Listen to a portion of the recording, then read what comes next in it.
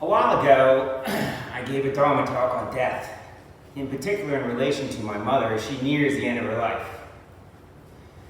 Recently, that got me thinking about my own mortality. I thought, within this lifetime, how many lives have I lived? I am me, but I'm not me. I was Kevin at the age of 10, and I'm Kevin at the age of 54. We are both Kevin, but we are not the same person. So I thought about it and meditated on the meaning of life, or if there even is one. I came up with today's topic, happiness. Happiness is a universal human aspiration, yet its nature and pursuit differs across cultures and philosophies. In Buddhism, happiness is not seen as a fleeting emotion or the result of external conditions, but as an inner state of peace, contentment, and liberation from suffering. The Buddhist perspective on happiness is deeply intertwined with its ethical teachings, meditative practices, and philosophical insights into the nature of the mind and reality. We all know the core teachings of Buddhism is the Four Noble Truths, which begin with the acknowledgement that dukkha, or suffering, is an inherent part of life. The second truth identifies craving as an attachment as the root causes of this suffering. The pursuit of sensory pleasures, material wealth, and egotistical achievements may bring temporary satisfaction, but ultimately leads to more suffering because they are impermanent and cannot provide lasting fulfillment. The path to true happiness, therefore, lies in the cessation of craving. Happiness arises from the mind. Obviously, mindfulness and meditation are central to this understanding. By observing one's own mind, thoughts, emotions, and sensations without attachment or aversion, practitioners learn to see the impermanent and interdependent nature of all things. This insight leads to a greater equanimity and reduces the mental disturbances that prevent genuine happiness. Moreover, the cultivation of compassion and loving kindness plays a crucial role in Buddhist happiness. By developing concern for the well-being of others, letting go of selfish desires, individuals expand their sense of connection, and experience deeper forms of joy and satisfaction. In this view, happiness is not a zero-sum game, but a state that grows through generosity, empathy, and ethical living. Buddhism teaches that lasting happiness does not depend on changing the world, but transforming your mind, letting go of attachments, expectations, and the illusion of a permanent self. Individuals can discover a profound inner freedom that is unshaken by external circumstances.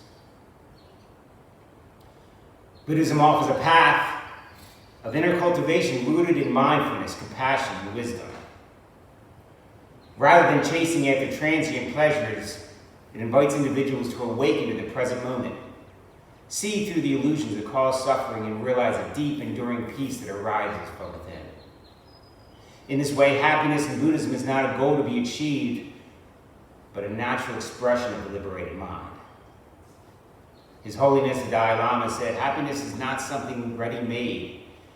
It comes from your own actions. So maybe our actions are a part of the equation as well. I once saw a documentary about capybaras, and they reminded me of the Buddha. If you're not familiar with these oversized rodents, they're about the size of a small dog and covered in brown fur. They are known to reside safely in areas that most creatures would find deadly. They are very peaceful animals who are often seen riding on the heads of alligators or swimming among them. They casually go about their business in a calm, peaceful manner without reacting to the dangers around them. The alligators remain tranquil, almost reflecting back the peaceful nature of the capybaras. In the same way, the Buddha peacefully walked amongst the delusions and poisons of the world. Yet he created a sense of stillness and contentment among the alligators of the world. Now I have a new saying: when entering a difficult situation, don't look to the capybara, be the capybara. Okay, well, that's great. And I fully believe this is true, but the average person, particularly in Western society, what is happiness? Buddhism pursues happiness by using knowledge and practice. But will I be happy if I pursue or covet happiness? How do I achieve happiness without pursuing it? Anyone? I don't know. There's no simple answer. Many people view happiness as an emotional phenomenon that is difficult to retain and maintain amid an unwholesome situation. Is it happiness that we seek to cultivate, or would a wiser choice be contentment?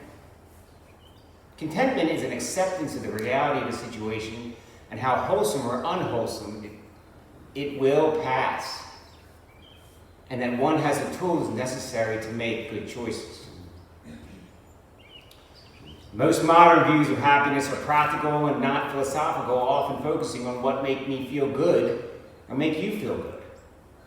From this perspective, happiness is a goal, the result of something, to spend our lives doing things that bring pleasure and enjoyment. According to this idea, then, being rich would equate to happiness. But if wealth is the answer, why do rich people often suffer from depression, or even take their own lives? It's not uncommon for a comedian, someone who makes jokes and laughs for a living, to commit suicide.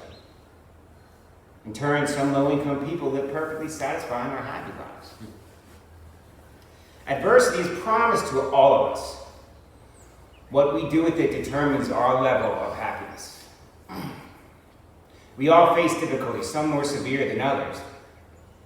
Tragically, people suffer a lifetime of depression. Most of us face depression or anxiety in spurts throughout our lives. The key is not to make those moments become your reality. Hopefully, people are usually happy, and sadness is not the norm, while others are trapped in sorrow, but seem to be happy only because they remember what it was like. So they have the ability to fake it. So the appearance of happiness does not necessarily mean someone is happy.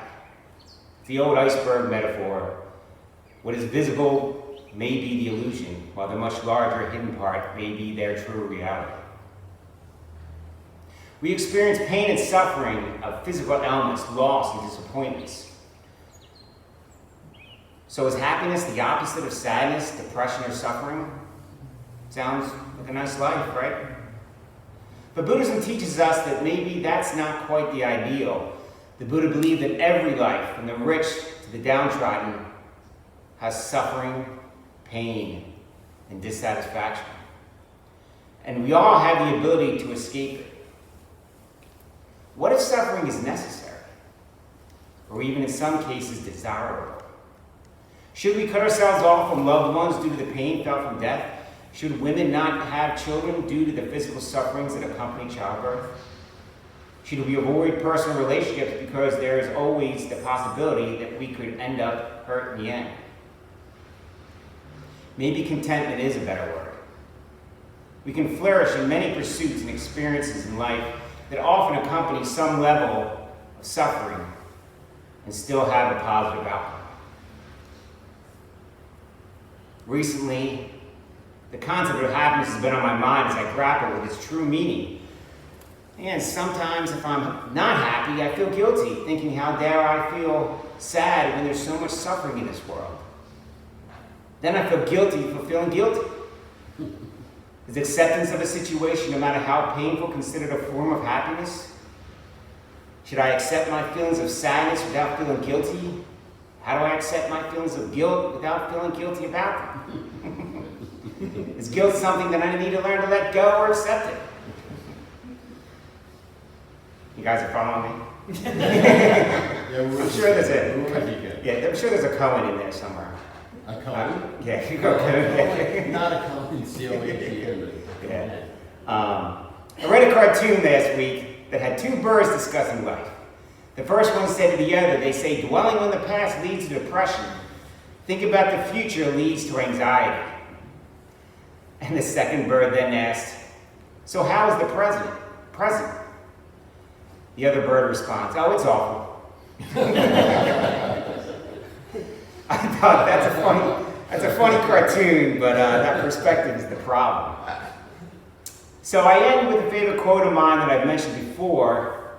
Life is full of moments, sometimes sadness, sometimes joy.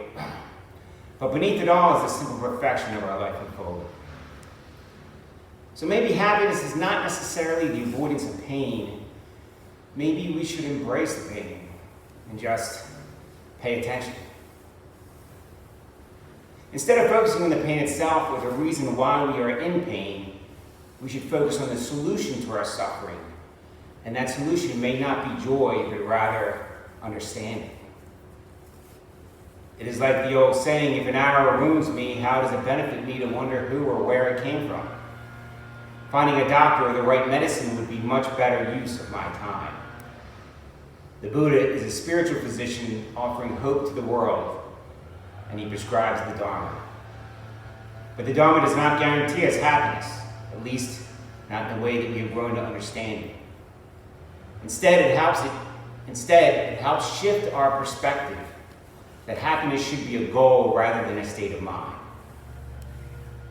Our current life is but a flicker in time, yet most of us dream of the perception of perfection as we sleepwalk through life. Maybe, just maybe, we already are perfect, just not in the way the outside world determines it. And we just need to wake up. Thank you.